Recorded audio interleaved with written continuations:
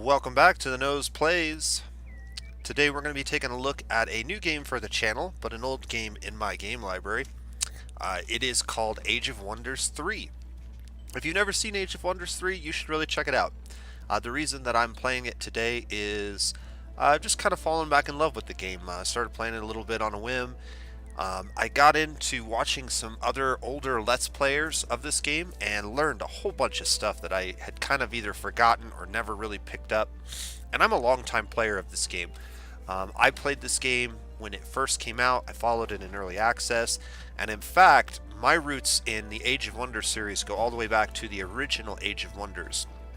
I didn't play it on release, but I picked it up in a game bundle somewhere a long time ago on a CD, believe it or not, and played the crap out of that game. I loved it. It was so fantastic. It reminded me of the original Masters of Magic, which was one of the very, very early 4X strategy games with a high fantasy theme. It's probably the closest thing to a true successor to that game that exists. So if you ever played the original Masters of Magic game, which was very similar to the original Civilization, but with like lots of high fantasy themes, magic, dragons, elves, all that good stuff, you're going to love Age of Wonders. And Age of Wonders 3 is by far the best entry in the series to date. I've played almost all of them. I played one. I loved it. It's really good. It even holds up today if you don't mind playing with, you know, the non-fancy graphics. It's still a really good game. 2 I didn't like as much. It was okay. They improved some graphical elements and they reintroduced the focus on the heroes and the characters. I don't know why the game keeps jumping out. It's done that every time I've loaded it now. About 30 seconds to a minute in, it just jumps out. I'm not even touching the keyboard. So we'll have to keep an eye on that. Anyways, as I was saying, there was a third entry in the series called Age of Wonders Shadow Magic, which I have not played. It's an older game. I've heard it's pretty good, but just never picked it up. And then the 3 came out several years later. It was a long time before 3 came out, and it is just really, really good. There's a lot to learn, a lot of detail, but I'll show you there's a really good tutorial and some really good resources to help you learn everything you need to know about this game. So if you like high fantasy, you like 4X games, you need to check this game out. I know years ago Total Biscuit did a good review of it, and there's a number of great reviews on Metacritic. Also, as I mentioned, YouTubers. Black Arrow Gaming, a guy named Bob, has a channel where he's dedicated a lot of time to playing this game and teaching people some of the finer points and advanced strategies and tips. And I've gone back through and watched that series, or at least most of the first series. He's got a number of them, so you can learn a lot just from watching him. He has some really, really good videos on this game, so check him out, Black Arrow Gaming. But today we're just going to play a game. I want to expose you to this game, and the reason I want to expose you to this game is Triumph Studios and Age of Wonders is releasing a new game. Age of Wonders is going science fiction, and they're releasing a new game in the very near future called Age of Wonders Planetfall, and it's going to be fantastic. I've seen a little bit of footage from it. It looks very, very similar to Age of Wonders 3. So if you like what you see when we're playing through this series today, check out Age of Wonders Planetfall that will be coming out. Very cool science fiction themed game, but based on this play model. So here's our hero. This is the starting hero in the game. If you play through the campaign, which also doubles a little bit as a tutorial for the game, has a little bit of a linear narrative, pretty cool. I've never completed the entire campaign. I like to play just random maps and design my own game. But this is the character you start the campaign with. She's pretty good. She's a high elf, so we get all of the benefits that elves get as well as the penalties. Every race has some benefits, some strengths, and some weaknesses. And then she's a rogue for her class, and every character has a unique class. There are a number of different classes you can pick from, and the combination of race and class opens up all different types of units, specializations, neat stuff. So, the rogue class is one that relies more on stealth, subtlety, sneakiness. We use a lot of poisonous weapons to enhance our damage, which means we're good at fighting certain types of enemies and not so good at fighting others. And yeah, we'll look at some of that stuff today. You're not limited to a single race or class. Throughout the game, you'll pick up heroes, as you see over here. We've already got another hero potentially joining our empire. And you can mix and match throughout the game by picking up whatever's on the map. So we'll take a look at that here in a moment. Alright. So the first thing that you'll notice, most of the games when you start you with a small city or even a large city. There are game styles where you start with a settler, more similar to traditional 4X strategy game. And that is one of the cool features of this game. There's so much customization in the way that you play it. You have a lot of different options. You can set up all kinds of settings and tweak it to be exactly the experience that you want, which is fantastic and something I really appreciate about the game. Looking at our city, everything within this city is basically our domain, and any resources that are inside of this domain count as being gathered for us. So for example, this gold mine is giving us an extra 10 gold per turn as income, and this mana node is giving us an extra 10 mana crystals per turn as income.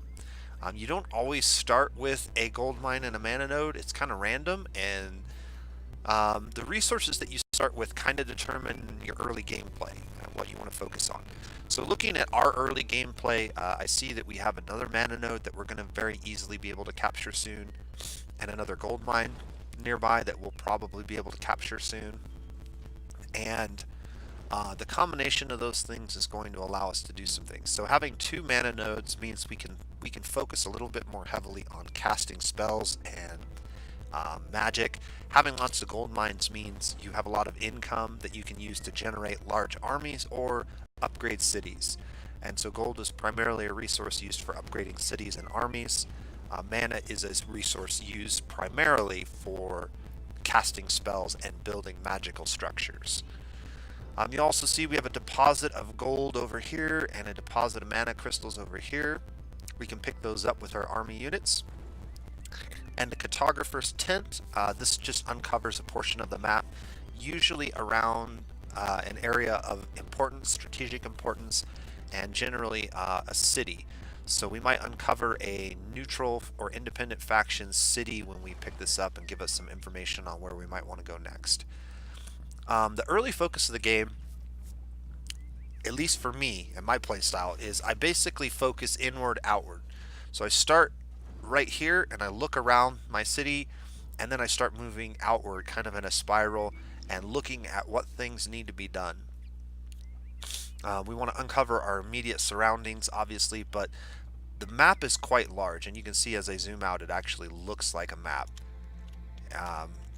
This is actually a small map in terms of the game, and you can get much larger maps than this.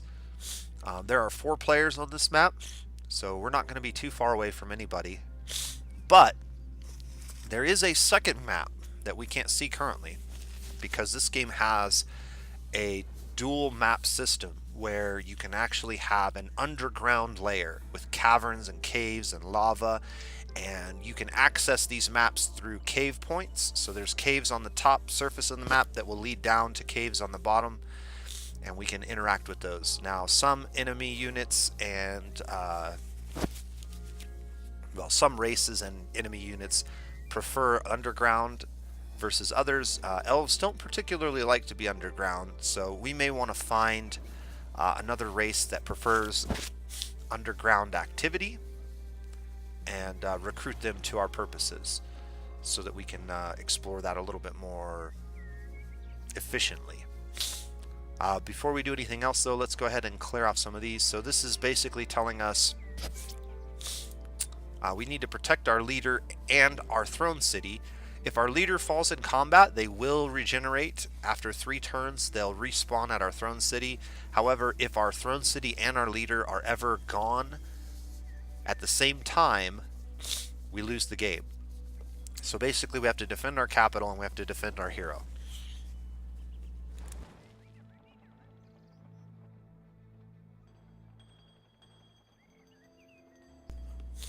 Sorry about that. A little bit of a cold today. Victory conditions. We can ally victory, which means if we form an alliance with any other factions and we defeat all the other empires, we win the game. And then, yeah, defeat all your rivals. So basically all of the empires start out as rivals. You can form alliances with multiple empires.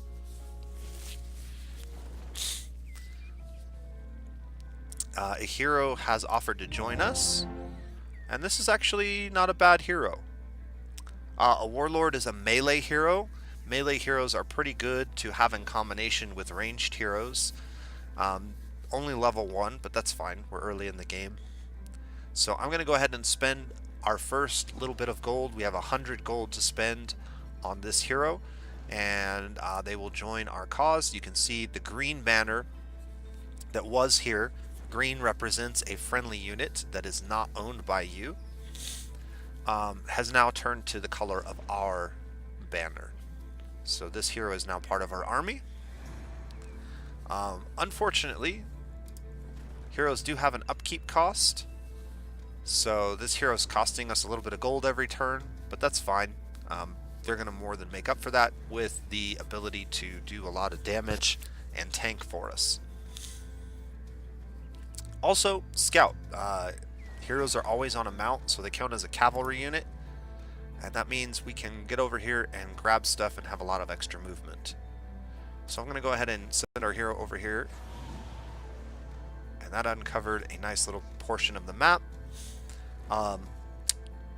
Looking over here, we can see there's another village up here. This is going to be owned by an independent nation. And we can tell from the look of their structures that they are elves, just like us. So we definitely going to want to send somebody up that way and talk to them and see if we can't get them to join our cause here very soon. There's also some stuff down here in the corner I can see, and some mana crystals over there. So we might want to send this guy out a little further. This guy's probably the closest we have.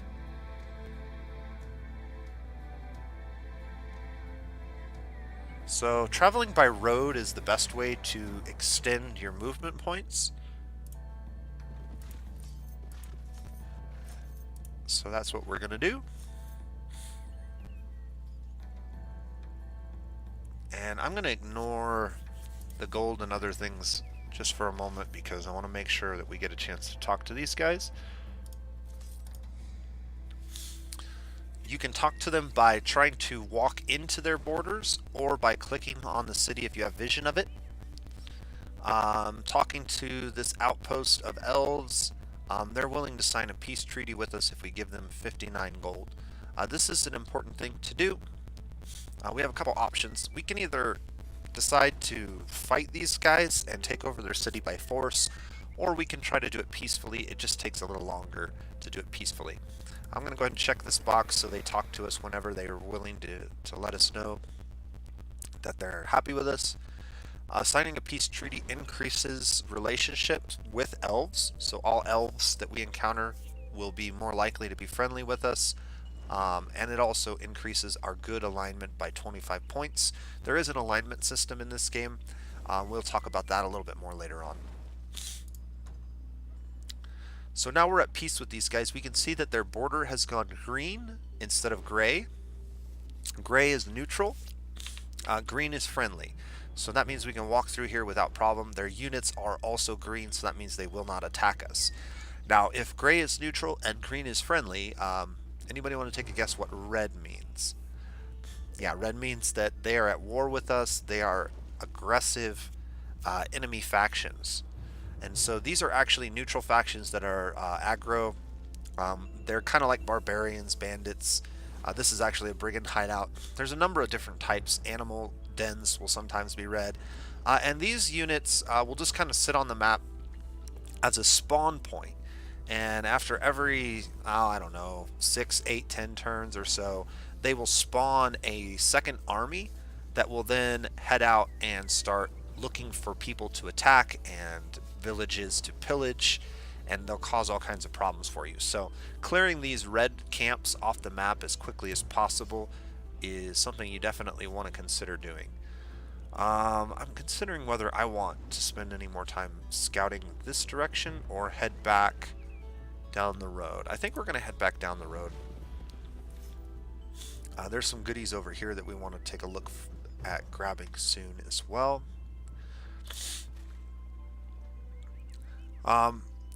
Armies in this game can be a maximum size of 6 units per stack, but battles can take place between up to 7 different armies at a time. So the largest army can actually have 6 times 7 units in it at a time, which is a pretty big battle. Typically speaking, you'll be using 1 stack versus another, and eventually 2 or 3 stacks versus 2 or 3 stacks. You don't usually get a 7 stack conflict unless you really want to. Units will always travel at the lowest movement speed that is in the stack. So right now our hero, even though they're mounted with a movement of 36, they have to slow down to keep up with all of these guys. And so if I move this stack, I can only move at 28 points. Different types of terrain has different movement costs. Most terrain, easy terrain, has a movement cost of 4. Roads reduce that by 1 point to 3, so you can get a little further if you travel along the road. Things like forests tend to have a higher cost, but some units can move through forests or other difficult terrain as if it were neutral terrain, like grasslands. And so elves are pretty good at moving through forests. We'll take a look at the details for elves here in a moment, but depending on the type of unit you have, will depend on how well you're able to traverse the terrain. Just keep in mind that a stack of units will always move at the slowest pace of the slowest unit in the stack.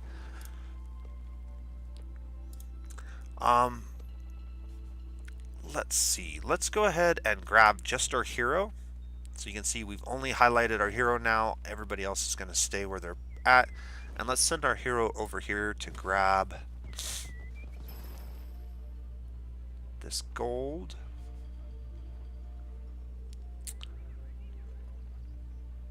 Okay.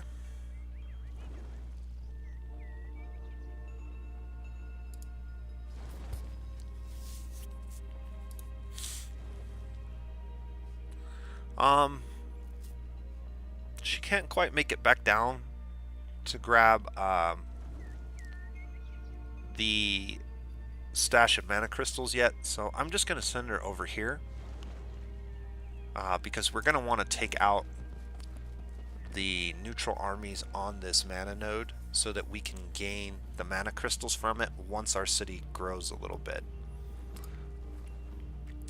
That means we're going to need to send one of these guys. I'm going to take our Elf Initiate. No reason why that one in light of any of the other ones, but we'll just send her down here. Grab those mana crystals. Okay, we see a watchtower in the Fog of War there, and then we'll send her back. So we want to regroup everybody over here on our next turn and try to take out this what are these? Will-o-wisps. Pretty weak magical units. We'll get rid of them, and then we'll be able to grow our city. So as our city grows over time, our borders get larger and larger and larger, and anything that we encompass or envelop into our borders will start to grab benefit from. So right now, this is of no benefit to us until our city grows a little bit. But once it grows, in order for you to start claiming the resources from it, it requires that there be no enemy or independent units standing on it. So if there's independent units or enemy units standing on these resources, we will not get the benefit from them.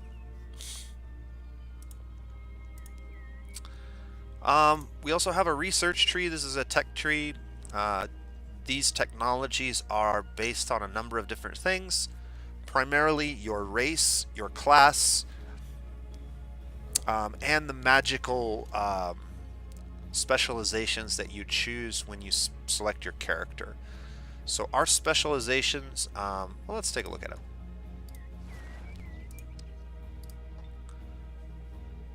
So our specializations, we took air magic, elemental air magic.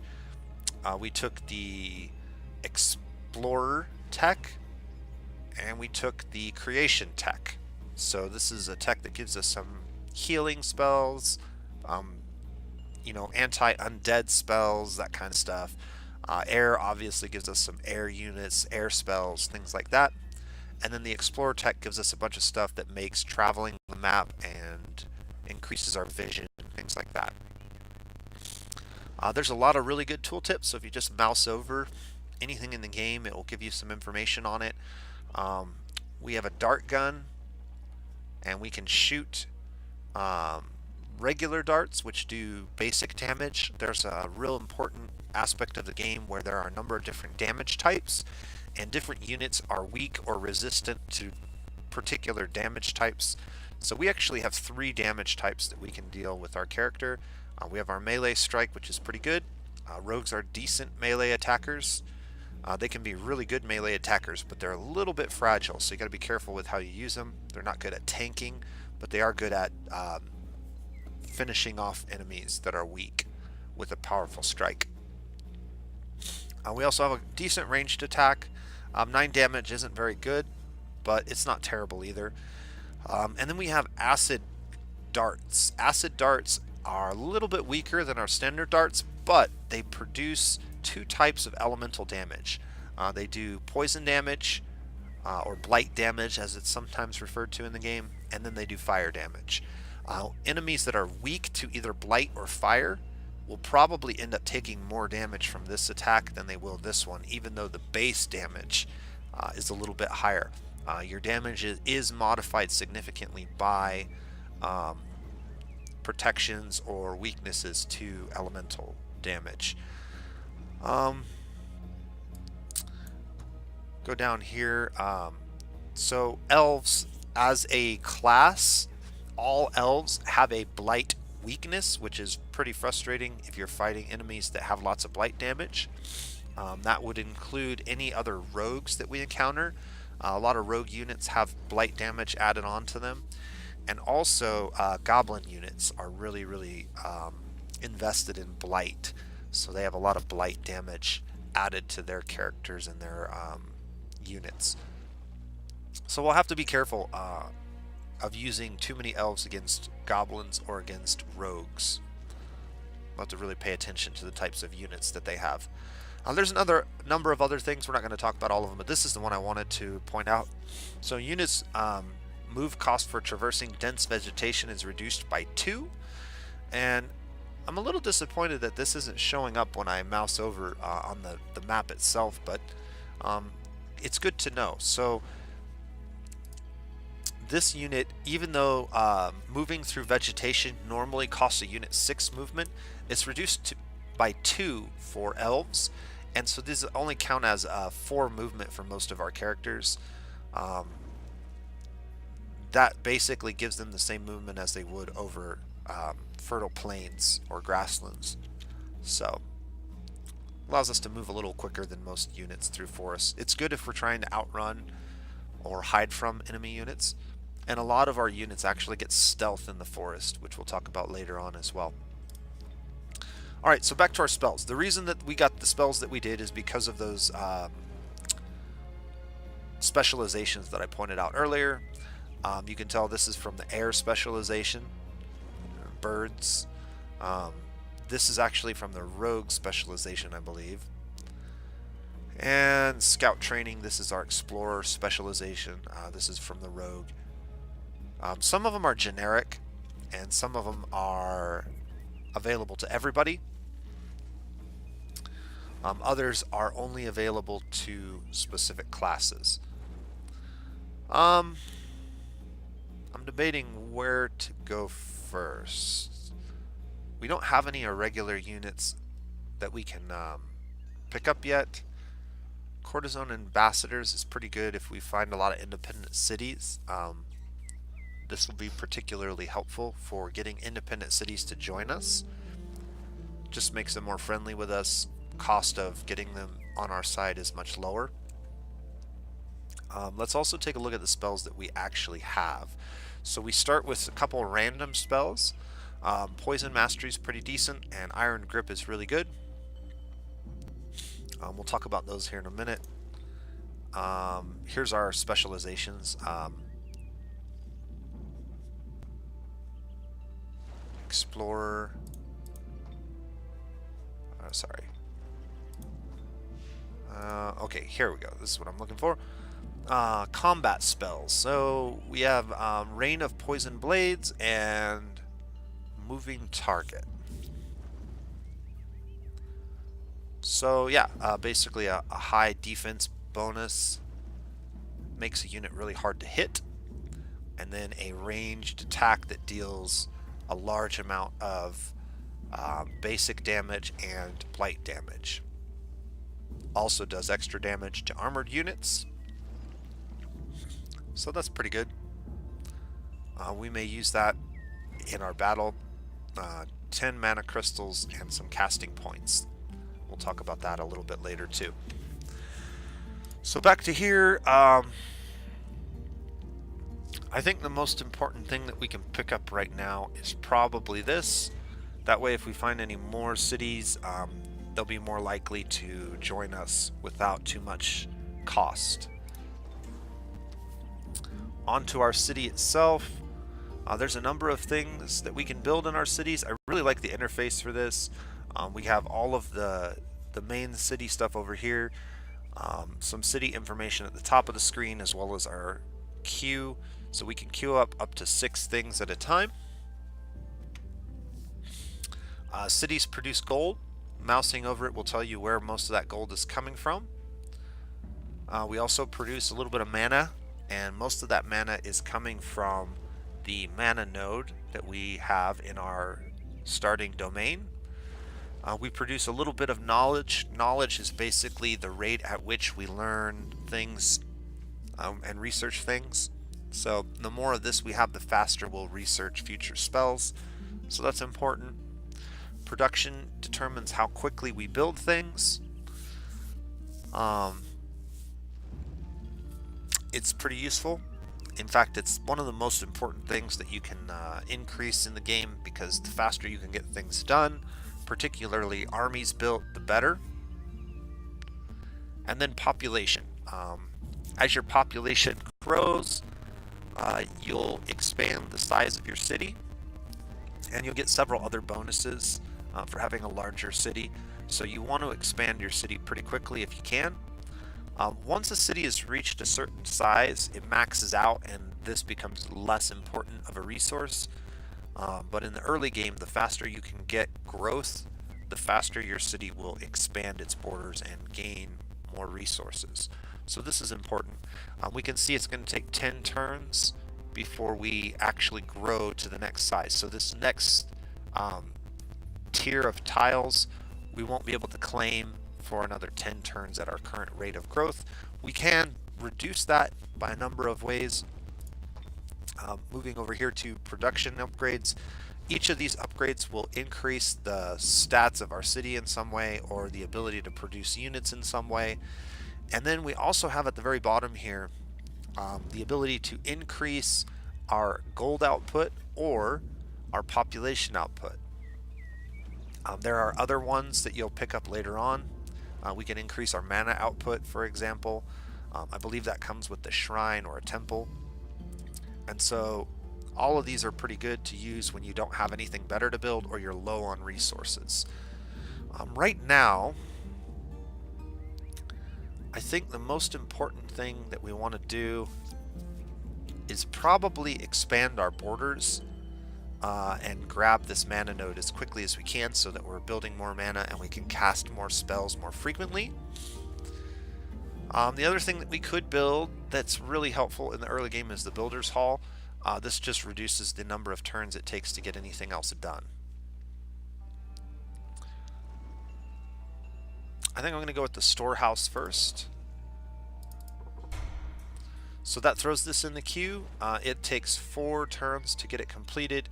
We could rush this for a significant amount of gold, and it would complete in 1 turn. But it would give us a happiness penalty for 5 turns, so rushing things is not something you want to do too frequently, but it does have its benefit in certain key moments in the game. The happiness penalty has a modifying effect on everything that you do.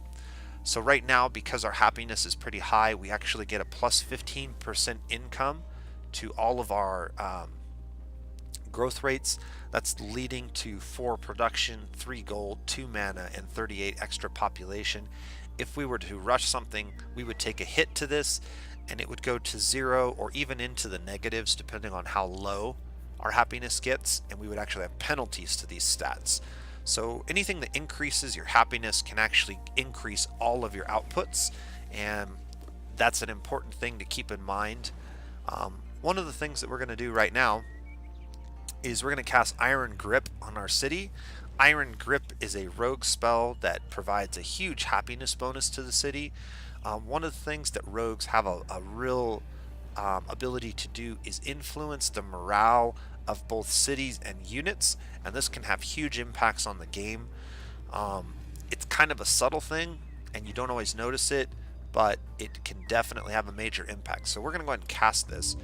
Now, because our wizard's only level 1, this is a pretty easy to cast spell, but it's still going to take us a couple of turns to get this done. So some spells will take multiple turns to cast, others you can cast instantly, and the number of spells you can cast and how frequently is directly related to your casting points. You start with a very low number of casting points, and there are a few ways to increase this stat throughout the game, and you'll want to definitely pay attention to that, especially in the mid to late game, where casting spells more frequently becomes a bigger and better resource and ability to have. Our hero has a little bit of extra movement. I wanted to move down here and uncover this, so this is, what is this? Okay, a halfling apprentice and a couple of wisps. So nothing too exciting. Maybe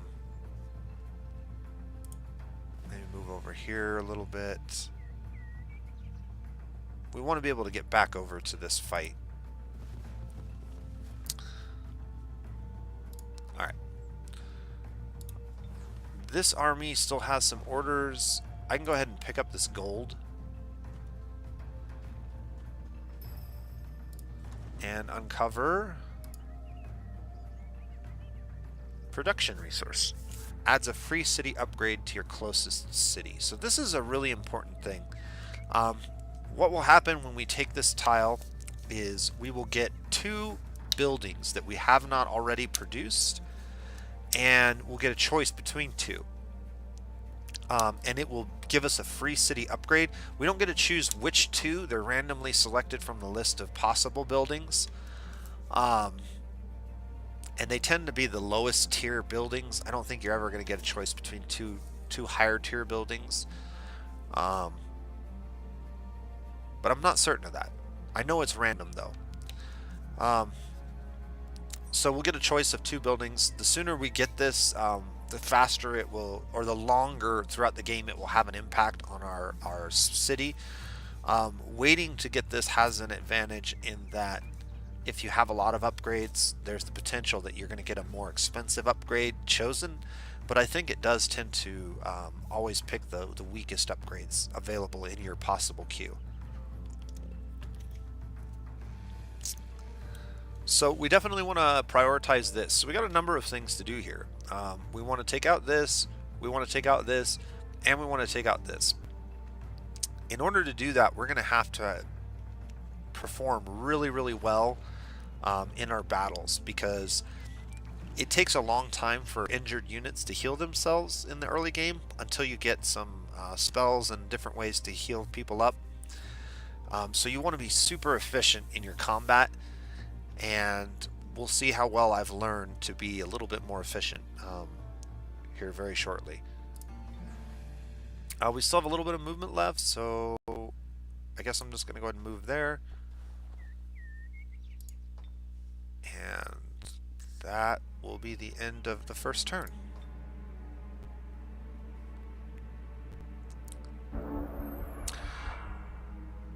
Alright, so first things first, Iron Grip is ready to cast. Some spells you cast and they are global and affect everybody on the battlefield or everybody on the map. Some spells affect only cities and you cast them on a specific city. And some spells are like one-time uses, like our combat spells. This one is a permanent bonus to our city of choice. It will add 300 morale or 300 happiness to a city. So we're going to go ahead and cast that. This spell has an integrity of 100 points. Enemies can, when they have sight of this city and this spell, they can try to disjunct this spell or cancel it. And the number of integrity points will drop over time every time they try to disjunct it. And eventually, if it hits 0 points, the spell will dissipate and will no longer be active. The reverse is also true. We can reinforce the spell and increase the number of integrity points that we have, and that costs us a little bit of casting points and of mana crystals, I believe. But it makes it harder for the enemy to get rid of this spell. So we can also choose to end this spell at any time, and the reason that we would want to do that, we come over here and we go to resources, active spells. We can see that Iron Grip is an active spell. It gives us a lot of information over here. It tells us the current integrity of the spell, who the owner of the spell is, and its upkeep costs. So this is actually costing us 20 mana crystals a turn, but since we're making 25 a turn, we're still at 5 positive every turn, so we're still gaining mana crystals every turn. You're more than welcome to run negative if you have a situation that warrants it. If you completely run out of mana crystals, any spells that cannot have their upkeep cost paid will dissipate of their own, so you'll need to keep that in mind. Now that we've cast Iron Grip, we can see that our happiness is a little bit higher, and you can see instead of the plus 4, we're now at 50% income increase, and so we're at plus 13, plus 10, plus 5, plus 2, and plus 125. That's also taken a couple turns off of our growth, so instead of 10 turns down to 9 turns, we're at 10 turns down to 7 turns because our growth is higher per turn moving forward. So all good stuff. All of our units have their movement restored to full, so we can move everybody back together.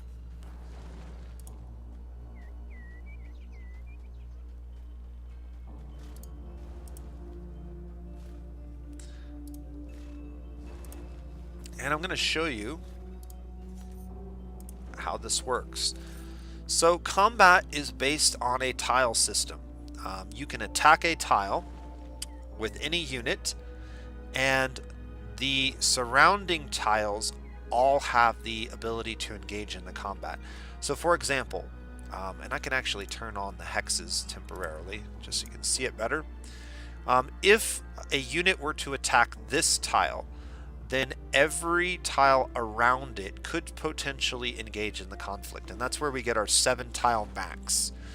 So this tile would be the center of the battle, and there would be 3 tiles to this side and 3 tiles to this side that could engage. I'm actually going to engage with my hero, since they have the most movement right now. And we're just going to use the hero to engage in this combat. That means at the end of the combat, if we're successful, the hero will be the only unit that moves into this tile. And that's beneficial to us because that means we're not using up all of these guys' movement to finish this engagement. So go ahead and grab the hero and click the right button this time. This is interesting. So every once in a while, when you take a very powerful force and you attack a weaker force, they will attempt to run away instead of stand and fight you. If they do, you have a choice to make. You can either show them no mercy, run them down and kill them anyways, or you can let them run. This will have a small impact on your alignment. Seeing as we are a neutral aligned character, and we did a good action earlier by negotiating with these elves, we're going to go ahead and do an evil act this time, and we're going to run these wisps down. The reason that I would want to do that as opposed to letting them run is combat is a great way to gain experience for your units, and leveling up units is an important part of the game. Units that level up can get significantly more powerful and even upgrade to the next tier of unit, which is a really cool thing and a really cool reward for very good strategic tactical gameplay. So it really pays off to learn how to fight in this game. The better you are at it, the more resources you'll be able to keep in the long term, and also like I said, the more powerful those weak resources become over time, so they don't fall behind just for having weak stuff on the field in the early game. Constantly having to replace units that you've built up is basically the folly of any player in Age of Wonders. So we're going to go ahead and pick No Mercy. You can see the battlefield now. There's a little bit of information on this screen, and you can see we have a unit attacking from here, a large army from the center, an army here. These tiles are empty, so there's no armies participating from those positions. You can do an auto combat. I don't like the auto combat. The AI in the auto combat tends to cause you to take a lot more damage than you potentially could if you played strategically. So we're going to go ahead and manual combat this one. There are situations where the combat is so lopsided that it really doesn't matter, and you don't have a very high risk of losing any military units. But in this situation, it's very possible that we could lose one of our weaker units if these 2 units were to gang up on them in the auto combat. So we can avoid that just by manual combat. We can also abort our attack, and that's an important thing to do occasionally, but we're not going to do that here. Typically what will happen is you'll get into a situation where you're attacking something and you don't know what it is until you get to this screen and you realize that you're completely outmatched and you want to run away.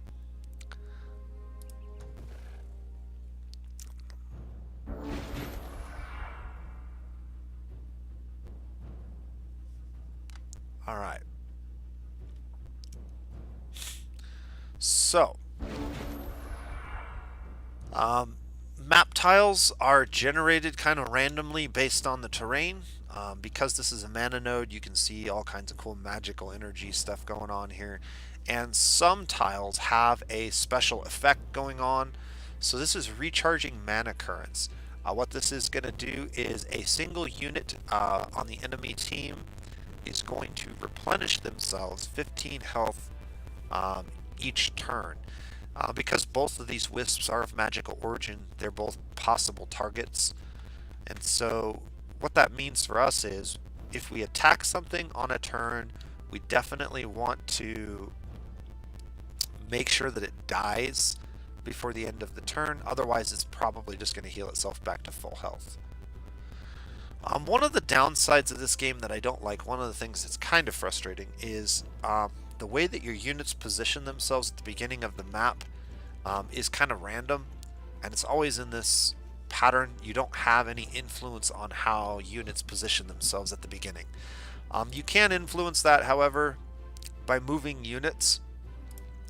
And this is a game where you essentially have perfect information at all times. It's going to tell you exactly how much range, how much damage, where things can move just by clicking on them. So if I click on this, this tells me how far these units can move. If I click over here, I can get the full details on these units and find out any special abilities, anything that they may have. This is an important effect to be aware of. They're incorporeal. That means that they can pass through walls. If your cities have walls defending them, they'll just walk right through them. And they take a 60% reduction to physical damage. That sucks. We don't want to use a lot of physical damage against these guys if we have options to do otherwise. They also have a weakness to blight, but they are 100% resistant to shock damage. So any shock damage will do nothing to them. Physical damage is greatly reduced, but blight damage is enhanced. Because our rogue has a blight attack, and because we have that poison spell, we might be able to do some serious damage to these guys with those effects. Unfortunately, because we cast Iron Grip this turn, we don't have any casting points, so our combat spells are not going to be available to us. Turn order is kind of weird in this game. So nothing is based on initiative. There's no initiative or anything like that. The enemy units will all move during their turn. They chose to basically stay put and go into a guard position. Our units will then get the option to move, and we can move units in any order and in any amount up to their maximum movement and action points. Every unit has 3 action points, and action points are consumed based on how much you move and what other actions you take. So for example, I can move in this green section, and that will only take up 1 action point, or even 0 action points, I believe. Yeah, moving in the green doesn't use up any action points. Moving to the yellow will consume 1 action point. Moving to the orange will consume a 2nd action point. So we can still make an attack once we've moved our maximum distance. If we move a shorter distance, we have 2 attacks available to us, and if we don't move, or we move a very small amount, we get all 3 of our actions available to us during our enemy's turn. There are things like attacks of opportunity, so if an enemy moves up against us, we have the ability to retaliate against them. The timing is very, very, very critical, and it's something that takes a little while to get used to. What I want to do for this first battle is I kind of want to just regroup everybody and move everybody together. We don't want to move too close to the enemy, so I'm just going to move this guy over this way. And your facing is real important in this game. The direction that you're facing determines what sides you can get flanked from. So basically, you can get flanked from the rear. There are 3 faces that count as your front and 3 faces that count as your back. You can see our back is currently exposed, so these 3 tiles would all be considered flank attacks if an enemy attacked from them, while these 3 tiles here would be considered the front face. By highlighting this unit, holding down the right mouse button, and then moving it in the direction I want this unit to face, I can actually change her facing so that now it's much more difficult for her to be flanked because these tiles are facing the direction that the enemy is coming from. So that's a real important thing to know, and something that it took me a long time to figure out. But facing is pretty important. The possible actions that we have are all up here. Since we can't really target anybody, and by clicking on this you can see this is our range. You can see short range attacks are within 3 tiles, long range attacks are within 5. That's what this denotes, long range versus short range. Nothing's in that range, so we can't really use that. So it's a good idea to go ahead and put your units in guard whenever they don't have anything better to do. Guard gives a significant bonus to both your defense and your resistance. So if we do that for her, you can see our defense went up to 14 and our resistance went up to 11. This also enables you to take attacks of opportunity from anything that comes near you. So this is pretty important.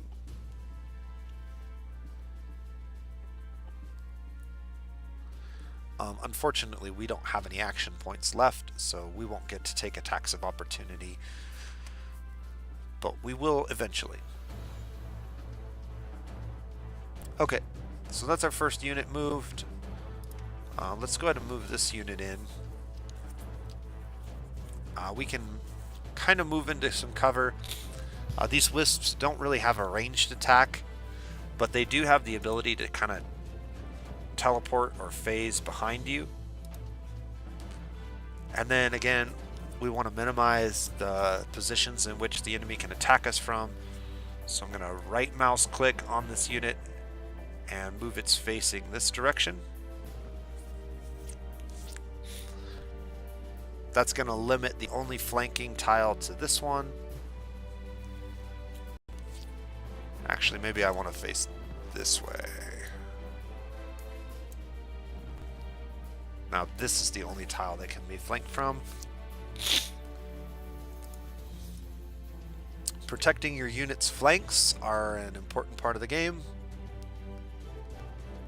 These are High Elf Swordsmen, so we're just going to move them up.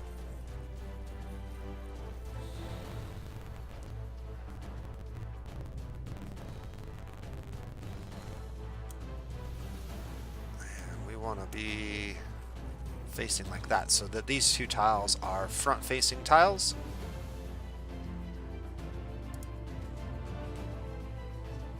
Our hero can move.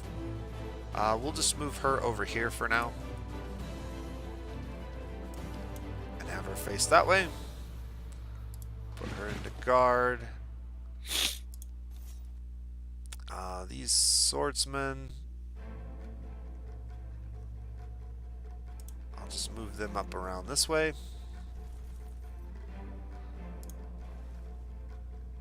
These units are going to move over here.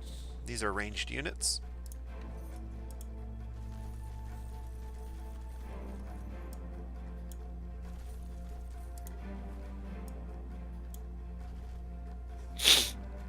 Having them face this direction back to back means that none of these units can be flanked very easily.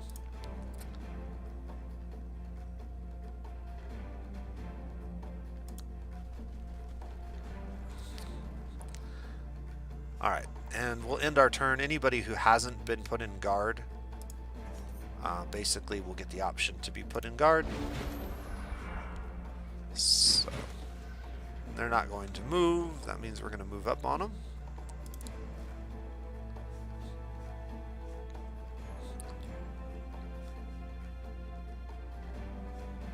So let's start with my king.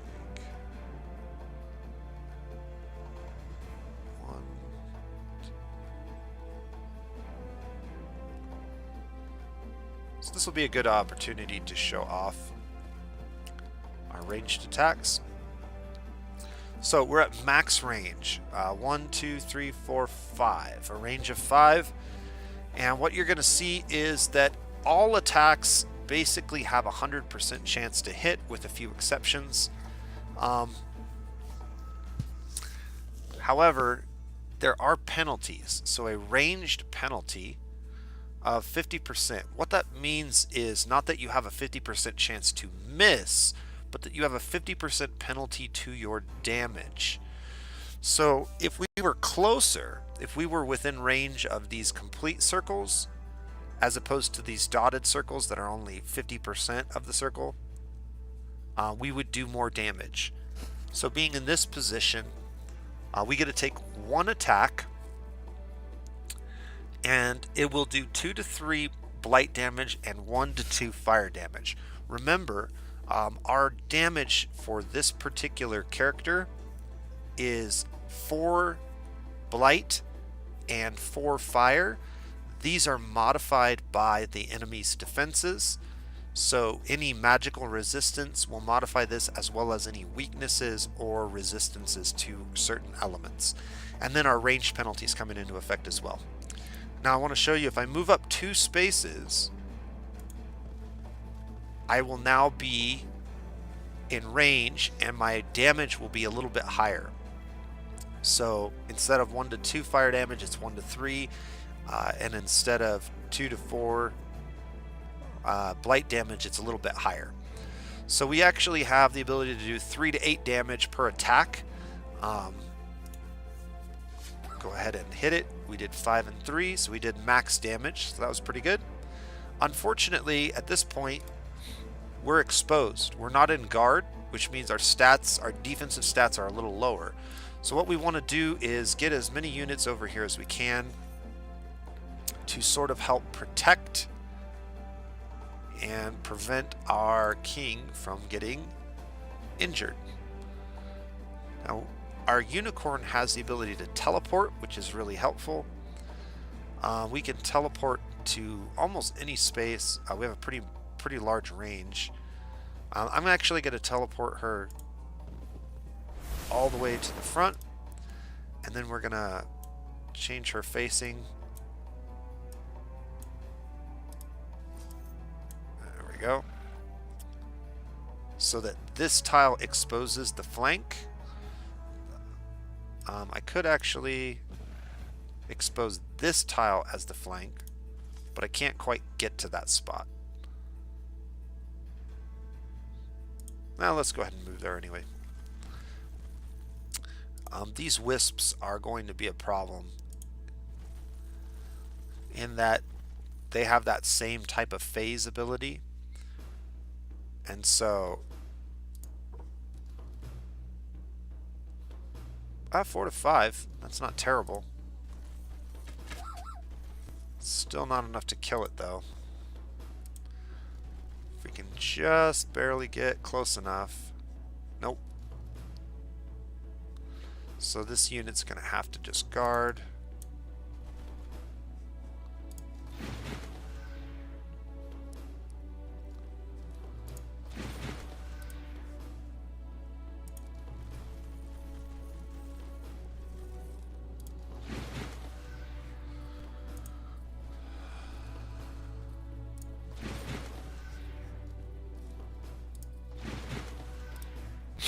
Might be able to kill this with a attack from this angle. Now here's the problem. In order to shoot this, you can see that I have a ranged penalty still.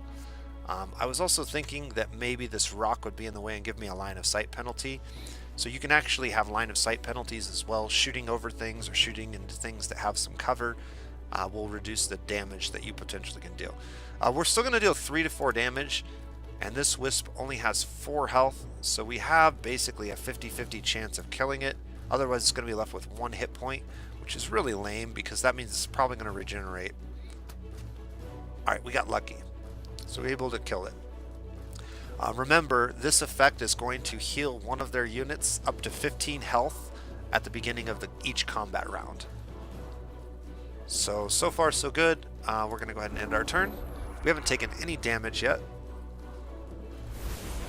Alright, so this thing teleported behind our archers to get a flank attack. When you attack something from the rear, it changes that unit's facing, and so now our archers are actually facing this unit. You can use a combination of attacks to basically get a bunch of flank attacks on a unit, which is really, really helpful. Alright, we need to decide who needs experience. You get experience, every unit in the combat gets experience for actions that happen to it and against it. So basically the way it works is if you make an attack, you get experience. If you get attacked, you get experience. And if you get the last hit on an enemy, you get bonus experience. So killing an enemy gives you extra experience. Um, what I think I'd like to do is just shoot this thing. I think even if we do essentially no damage, we can get some experience by shooting.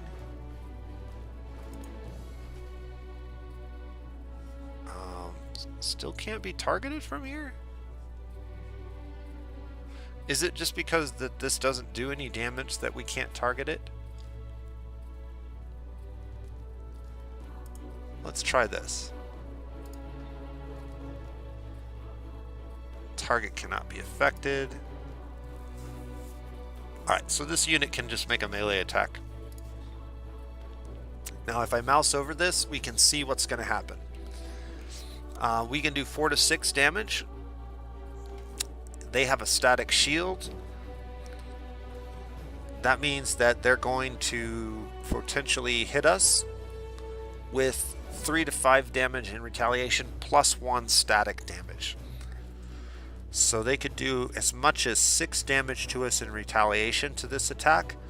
This unit has 36 health, so I'm willing to take that hit.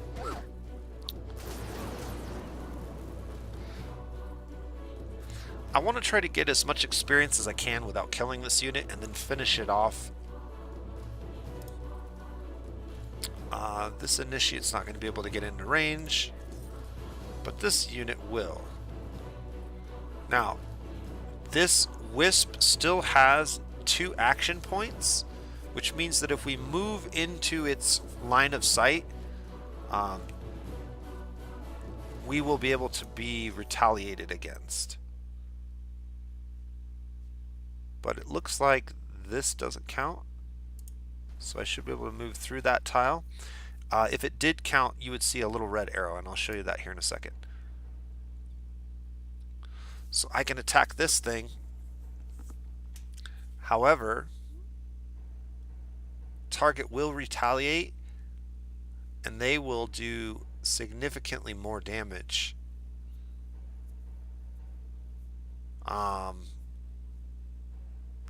We could take 5, 6, 7. 7 damage isn't that much. So because the stats on this unit are different than the stats on this unit, you can see we have 12 resistance and 9 defense. This unit has 11 defense and 9 resistance, and that's why the damage is skewed differently. So we were resisting most of the static damage with our higher resistance and taking more physical damage before. Is there a chance that we'll kill this? This Wisp only has 12 hit points. I don't want to kill this, so I'm actually going to move 1 more space and then back, and that's going to use up one of my action points, and now I only have 1 action point. Your first flank attack will not trigger an attack of opportunity or a retaliation attack, and so the fact that we were taking 2 swings at this is what was causing us to get retaliated against. So now we're going to go ahead and swing with this. We did take a little damage from the static charge and stunned our unit, but that's fine. This is going to give us an opportunity to swing with 1 more unit and level up somebody else. And probably the hero's the one that I want to do this action. So we'll move the hero in, and we're going to use our ranged attack. And you can see now that we're at close range, our damage is higher. 7 to 10 and 5 to 7. And because we have all 3 of our action points, we actually get to take up to 3 actions. It only took 1.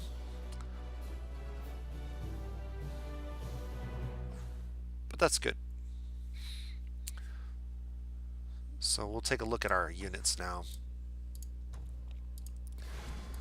So we can see our hero gained a little bit of experience from that kill. Not much. Wisps are pretty weak enemies. But when we get 50 experience, we'll be at level 2. And that will allow us to upgrade some of our stats and add some new abilities to our list of really cool abilities.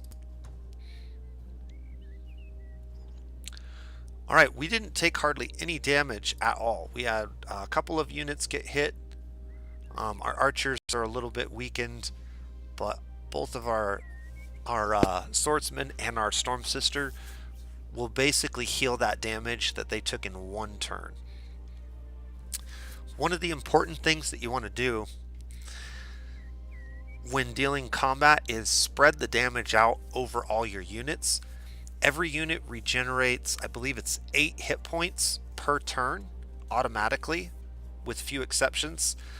So if everybody takes a hit for like around 10 points of damage, you'll basically heal all of that in 1 to 2 turns. Where if a single unit takes like a bunch of hits, it will take a lot of turns before that unit will be serviceable again. You want to be real careful about making engagements with units that are really weak. You want to limit the amount of time they spend in a fight, and maybe even pull them out of a fight. Or at least hold them in the back where they can't be killed very easily. So now the question is, do we want to risk 2 combats in a single turn? And the answer is, I'm not sure. We have 2 Dwarven Axemen and 1 Dwarven Boar Rider.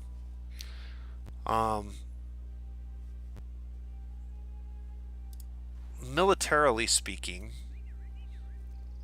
our swordsmen aren't probably as good as the axemen. The axemen have shields, which means they will be resistant to our archers.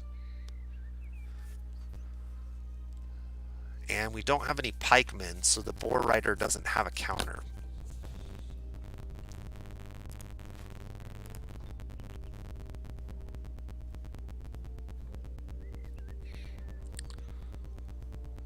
They're armored, but they do not have shields, so that's good. They do have charge. And these units...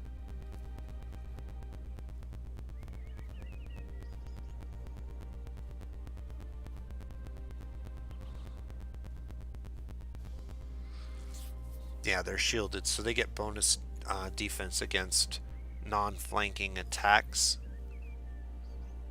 including arrows.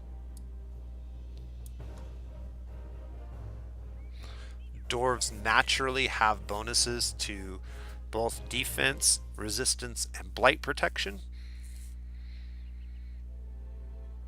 but they are a little bit more expensive.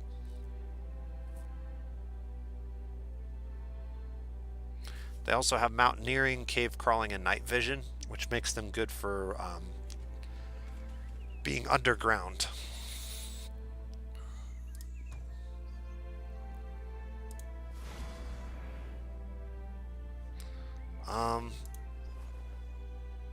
So this unit is holding up all of these guys, so we're gonna have to leave that unit behind in order to get over here.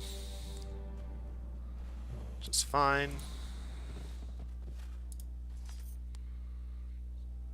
We can move this cavalry unit over here.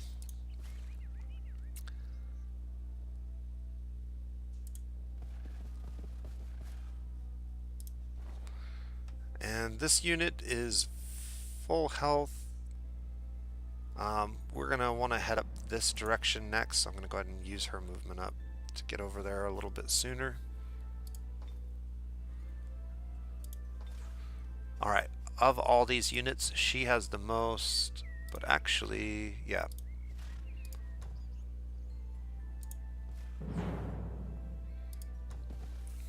So we'll go ahead and do another combat.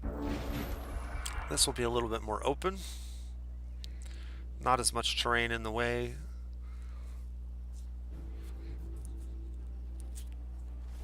And they are just going to charge right at us, which is fine. It's going to be real important that we create a front line with our swordsmen to protect our archers.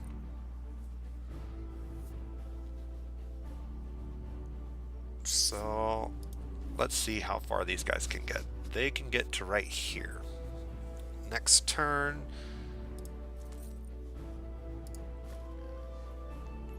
Even their boar rider can't really get all that far. That's kind of interesting. So we should just form a line basically right where we're at.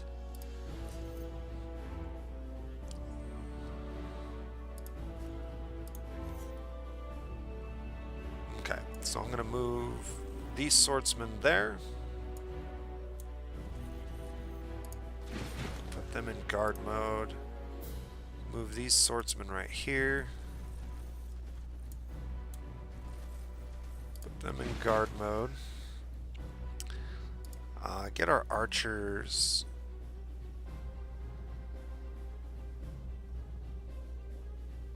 How far back do we want to move our archers?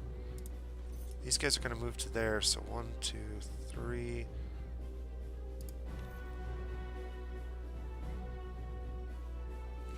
So if we move like right here maybe?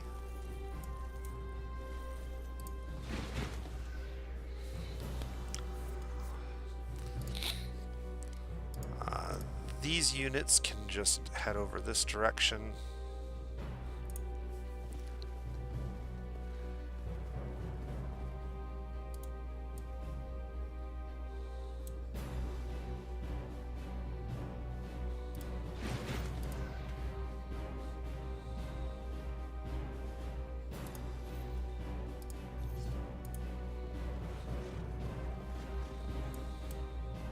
Alright, I think that's pretty good.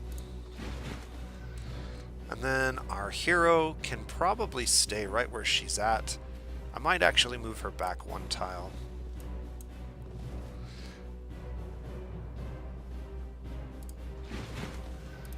And these initiates also move them back 1 tile. Maybe over 1 tile.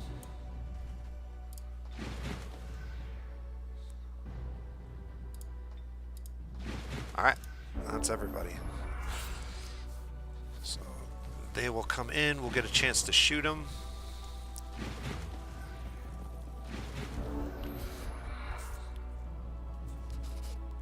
Alright, so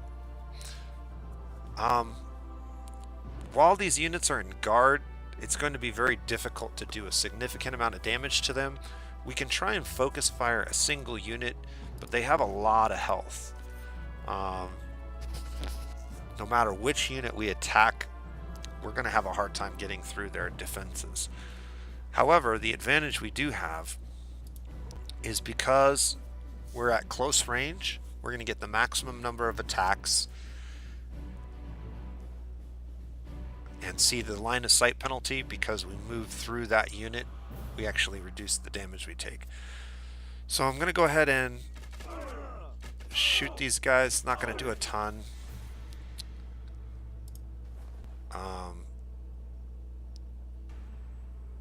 I can move.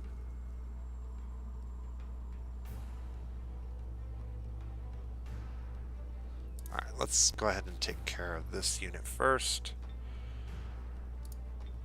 They have resistance to blight, so using the regular attack's probably going to be the way to go.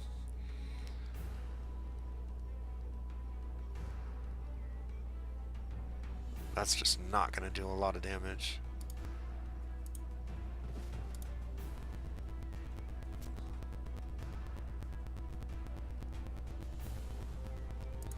Let's try to focus this one down. Soften it up a bit.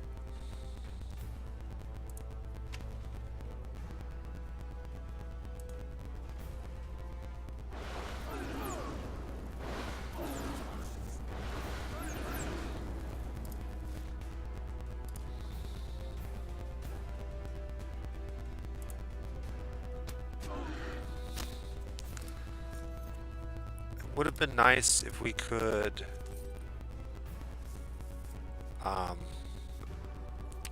have done something a little bit different, but I'm actually going to move this unit here And because this unit fired its weapon, it's not in guard, so we don't want it being attacked. And these guys have range of it, so we're going to go ahead and move this in front and put it in guard. And we're going to put both of those units in guard so that if they do hit our front line, in order to get past our front line, they're going to have to walk through here to get to these guys. And by doing that, they're going to be attacked by these units in guard. Same over here. If they want to charge this unicorn and attack it, it's in guard, so it's not going to take as much damage as if I had left this unit exposed without being in guard. Having units engage yours while they're in guard is really important. And I misgauged that, so that was unfortunate. We lost our archer unit. You can see they did a lot more damage by flanking us, so I just miscalculated that. I didn't look at the range at which we would be able to engage those units. Now we're in kind of a tough spot. These guys used one of their attacks as an attack of opportunity on these guys.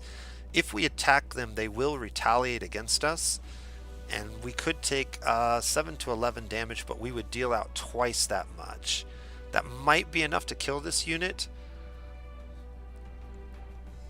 It also is counted as a flank attack. Now I could move here. That would change its facing and allow her to flank attack this unit, which is what I think I want to do. So we're going to move these guys into a flank position. This will cause this unit to turn around, and then when I attack, I'll attack from the rear.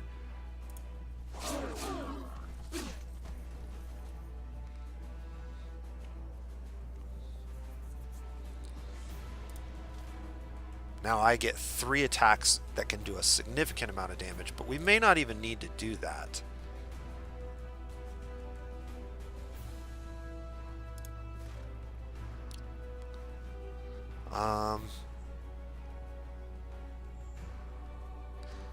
This unit can charge from the rear and do a fair amount of damage, and will only get... Oh, he did go into guard, okay. So we're going to have to be careful how we deal this. I think what we're going to do is go here and fire our crossbow and get him to turn around, and then attack him with the unicorn from the rear. That should break his guard. A flank attack, if I'm not mistaken, will break an enemy unit's guard. No, it did not.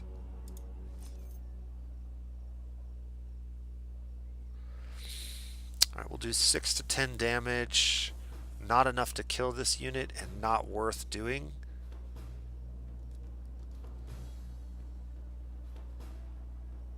So I think we go into guard there.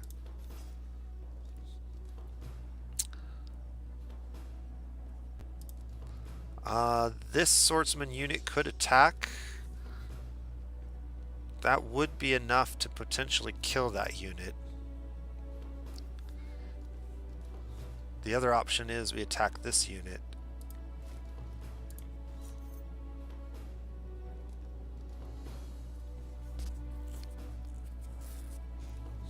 We have a very slight chance of killing it if we do that.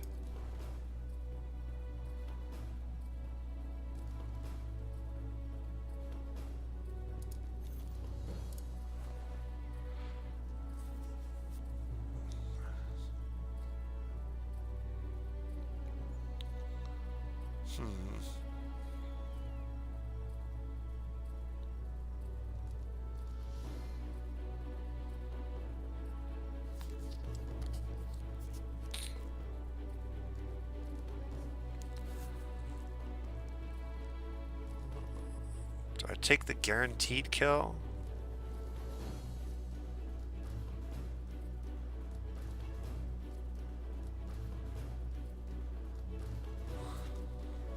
Alright, here's what I'm going to do.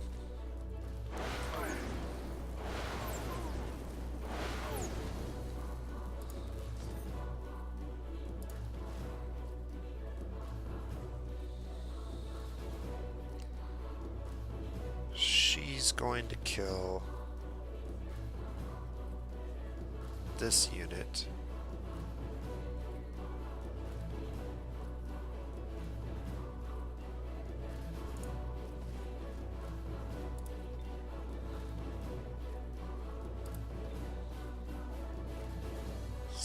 10 times 3.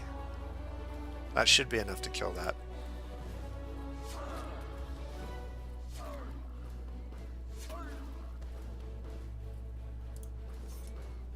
This unit will finish this guy off. If we do that damage, we should get the first attack.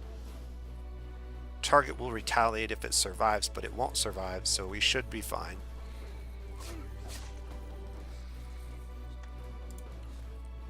Alright, and then over here, I put this unit in guard. I could attack, but I don't want to because we'll take extra damage if we do. By doing this, he'll probably attack either this unit or this unit. Neither of these units are in guard, but I would rather not take more damage on this unicorn if I can help it. Taking a little bit of damage to one of these units is probably preferable in terms of our ability to heal faster.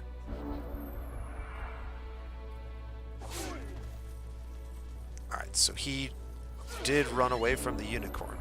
So by running away, the unicorn had extra actions and it got to take a free attack of opportunity against him. You can see he came over and did a very small amount of damage to our leader, but that was preferable than me taking a bunch of damage to my unicorns. And because we got a good attack in, we dealt a fair amount of damage to this. Now all of these units are just slightly wounded, and that means that they'll heal a lot faster than they would otherwise. So we're in pretty good shape here. We need to decide who gets the killing blow on this, and if we have anybody that can get a non-killing blow, we would prefer to take it.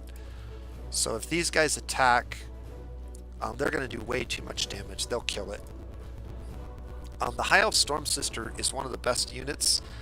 Let's talk a little bit about this. So, units have all of these abilities innately. They have base stats, but as they gain experience, they'll level up. The early tier 1 units will oftentimes become a tier 2 unit, and we'll look at that. But the Storm Sisters have a really cool ability. So the first rank, they get +1 melee strength and an extra 4 hit points. At Veteran, their stats all increase again, and they get the Dispel Magic ability. So that's a pretty important rank.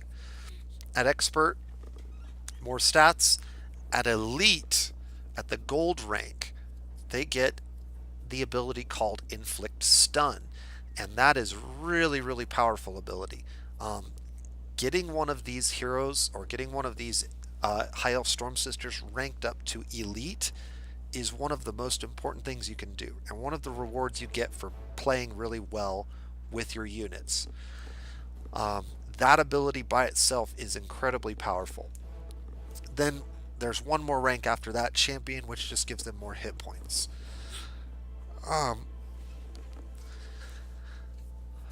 Many units will have different abilities that they gain as they level up, and so paying attention to that is a real important part of the game. Our initiates, where did they go? There's our swordsman and our swordsman. Oh, our initiates weren't in this battle because they didn't have enough movement speed. So the initiates, when they reach their max rank, they actually become a High Elf Storm Sister. Now they become a High Elf Storm Sister at rank 1, but that's still a significant improvement over the base unit. And so just by keeping your base units around for a long time, you do have oftentimes the potential to have significant gains in the long term. Right now what I really want to do is level up my hero, and so in order to do that, we're going to do 8 to 12 damage. With our first strike, we will get the first strike ability against this enemy. They will retaliate against us, but if they're already dead, they won't get a swing. And since our first attack should do at least 8 points of damage minimum, we have a pretty good chance of not taking any damage. In fact, we shouldn't take any damage. So there we go.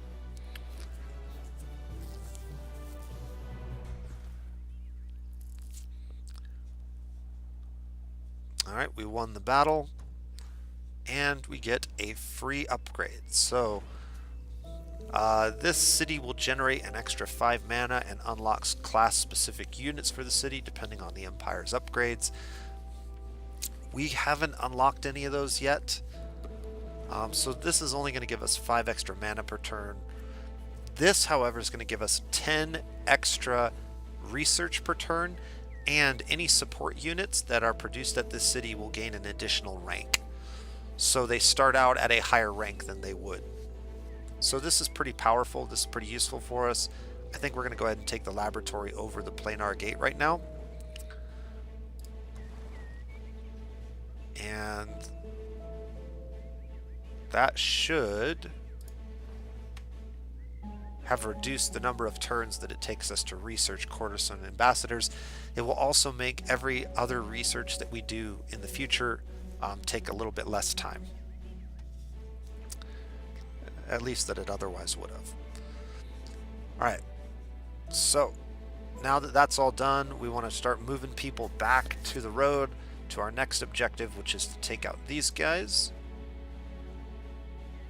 So I can go ahead and move her to there, move these guys to there, and then these guys won't be able to move, but the Unicorn Rider will. So I'll go ahead and group that up, and she'll be able to make it, no problem. We'll have to figure out how we want to engage with this. I may actually not end up bringing her into that fight. And you can see, because we didn't take a ton of damage, we're going to gain 8 health on everybody. So she'll be near max health. He'll be at max health or close to it. Max health. This unit will be mostly healed, but have a little bit of damage. So we managed our health pools very efficiently in that first fight and second fight. And that means we're going to be good to engage almost immediately without any real risk to losing any units.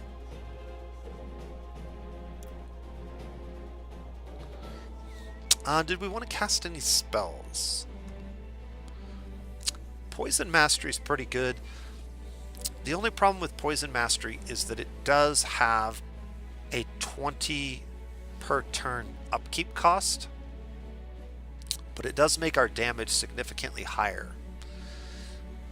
Poison damage to all infantry, cavalry, and irregular units. Right now we're primarily using cavalry and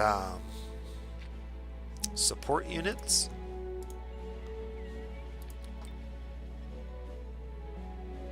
So the Initiate is an irregular unit. The Elf is a infantry unit. Our longbowman died, unfortunately. So it would give poison damage to a couple of our units. I'm not sure if that's worthwhile. Let me look at that spell one more time. Infantry, cavalry, irregular. I'm not sure if this actually works on our heroes. Our heroes, I think, technically count as a cavalry class unit. But that's something I have never actually paid attention to. I should probably do that at some point. It will take 3 turns to cast this spell, so it's not worth even bothering right now.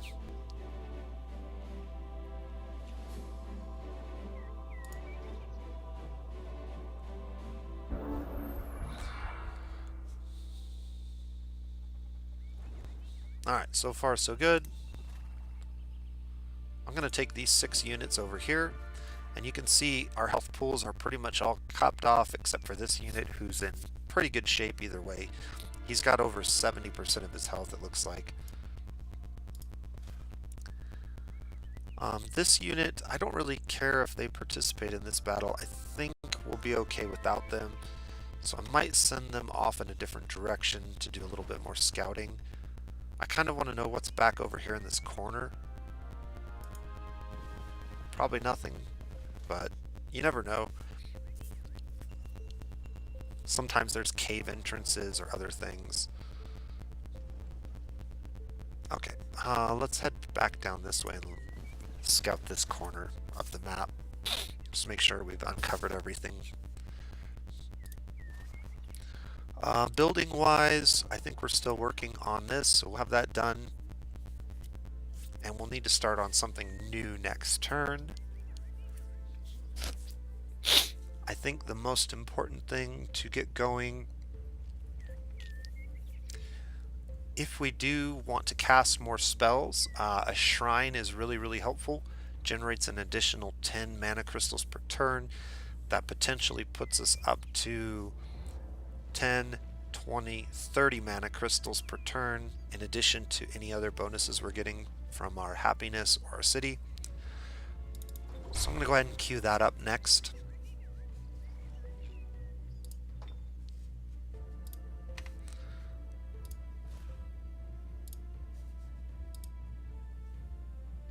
By mousing over this, we can see how many turns it's going to be before they ask us to either do a quest for them or to join our empire. So it's too soon for them to discuss this. Please ask again. 2 turns left. In 2 turns, we'll have the option to maybe do something with these guys and get them to join us in some way.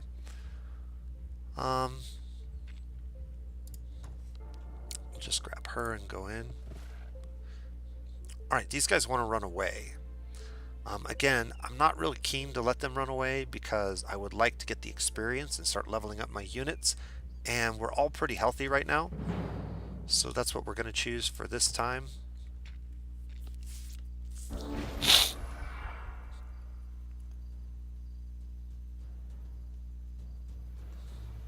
Alright, the bandit camps.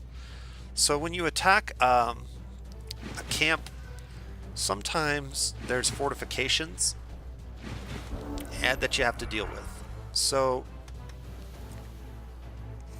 when you attack cities, when you attack bandit camps, when you attack fortresses, there will sometimes be barricades or walls. You can actually destroy these barricades by attacking them, but it does expose you to being retaliated against, particularly with ranged attacks. And because you're attacking, your guard will not be up, so you'll have a difficult time not taking damage, basically.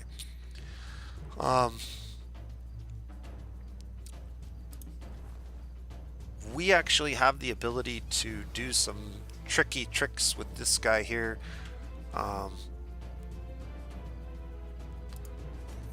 My unicorns have that phase ability. And so if we get close enough, we can actually phase into the area, just teleport behind them.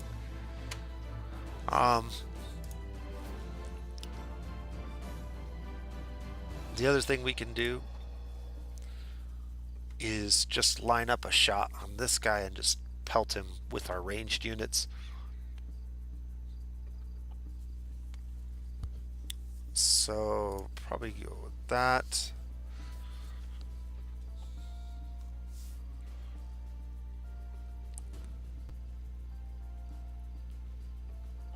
So we need to move to right there in order to shoot this guy.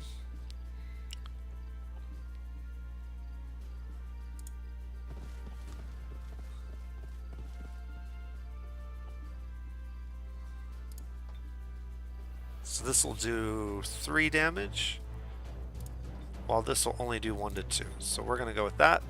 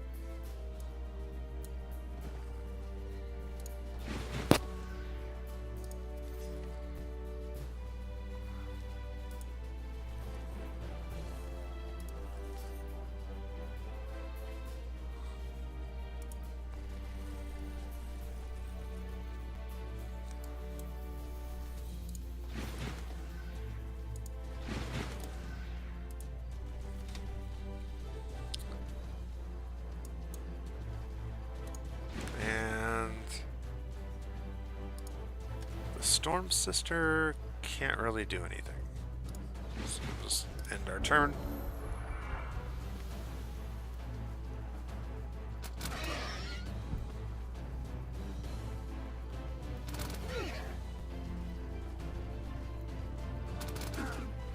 You can see by being in guard, we're not really taking much damage.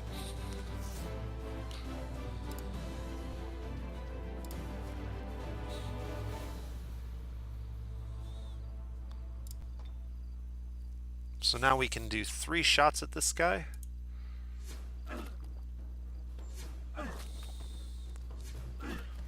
Again, not dealing a ton of damage.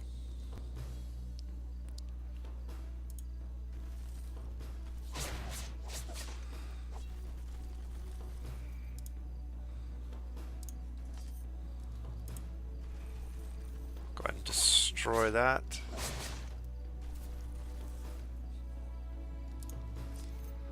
And charge our unicorns in.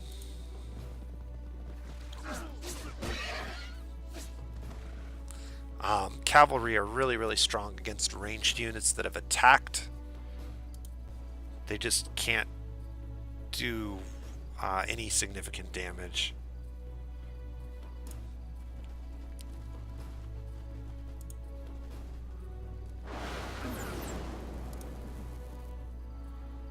To there.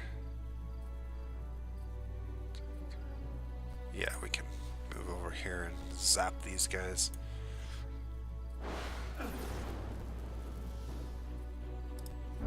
Alright, none of my units are in guard, so we're probably going to take a little bit more damage this turn than we normally would.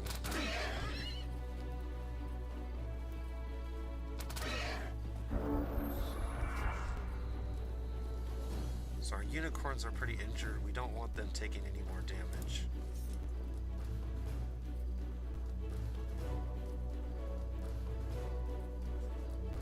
So first things first, we want to soften these guys up a little bit with ranged attacks again.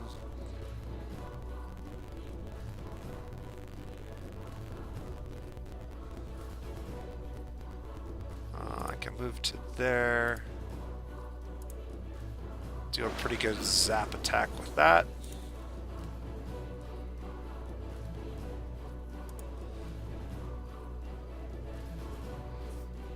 We could get 3 shots in with this guy.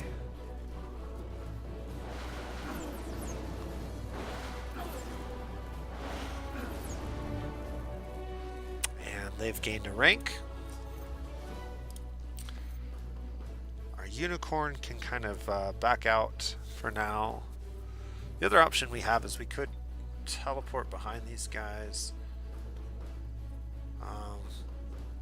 and attack them from the rear. I think that's what we'll do for now. 13 to 19, so we almost certainly will kill these guys. Alright.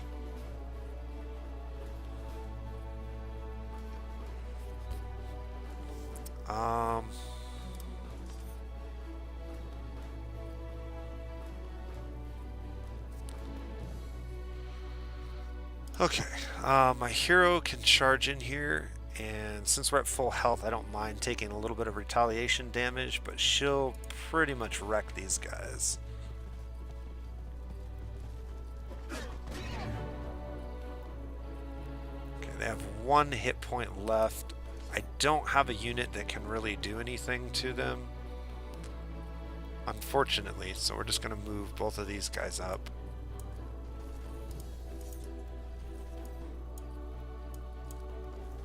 And put them in guard. Probably take another shot on my unicorn. That's interesting.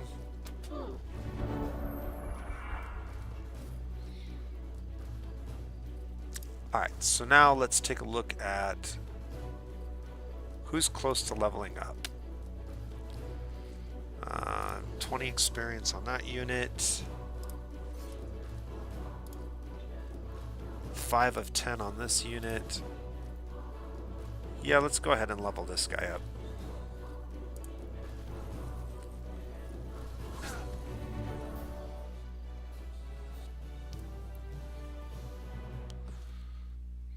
Alright, we didn't do quite as well this time. We got flanked a couple times. You can see getting flank attacked um, with your guard down is a really big deal.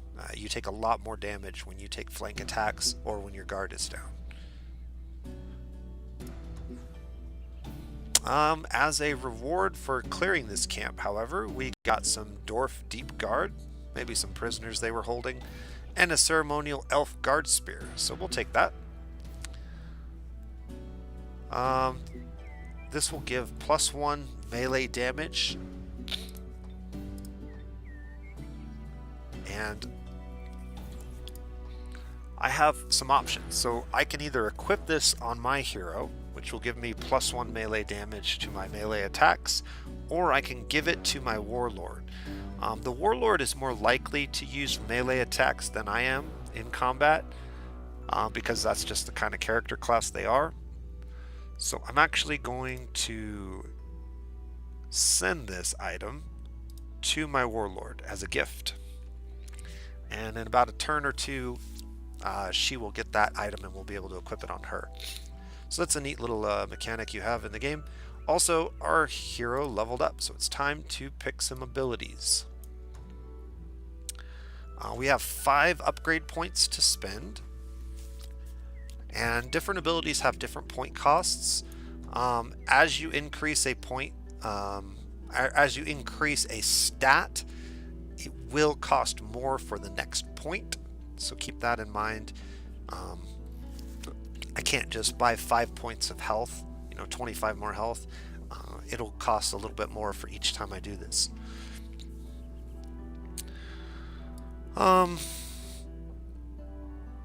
The most important stats are the ones that apply to your whole army. So the Dirty Half Dozen is one of those abilities. It's pretty expensive at 4 points, but it says all units in the hero's army gain Devout Slayer, causing them to do +3 damage against devout units. This ability only functions when the hero is leading the army. So you can only ever have one hero leading an army, so stacking your heroes is less optimal if you're running lots of these, but having a hero lead individual armies is really good. Infiltration Squad, all units in the hero's army gain wall climbing. This is pretty useful if you're trying to invade enemy cities. We have the chance to inflict critical crippling wounds. Basically reduces movement of an enemy for a chime. Undead Slayer deals extra damage to undead units. This is only the hero. This doesn't apply to the army.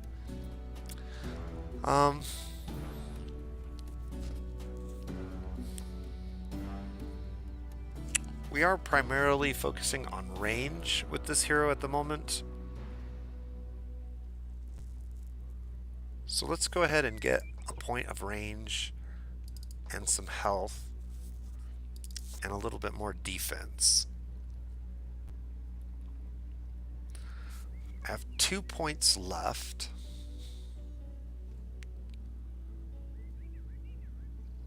Break control, armor piercing.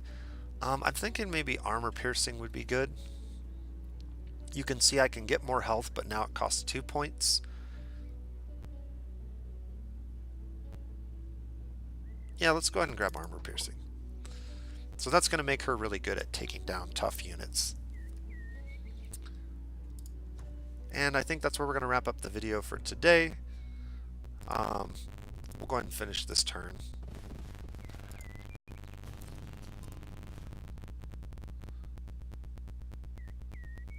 So let's see here. What do I want to do? It looks like there's some stuff up here we actually need to scout, so that was kind of a mistake moving her back one. Maybe what I'll do is I'll take this unit and we'll send him this way. He's a little bit too weak to be engaging in any more fights for a little while, so let's just do some scouting with him. And then let's take the rest of this army back this way. And we'll go ahead and pick up this guy to fill out our stack. We have a little bit more movement, so let's move him.